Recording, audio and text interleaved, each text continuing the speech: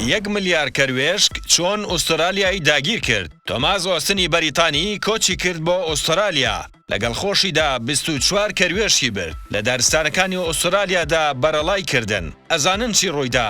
لەگەڵمان بن بۆ ئەوەی بیزانن. کەروێشکەکان لەوێ دەستیان بە زۆربوون کرد. تاوەکو لە ساڵی 1925دا ژمارەی کەروێشکەکانی ئوسترالیا گەیشتە 10 ملیار کەروێشک. نزیکەی 2 ملیۆن هێکتار زەوی کشت و کاڵیان تێکدا. ئەو کەروێشکانە سیستەمی ژینگەیی ئوسترالیایان تێکدا.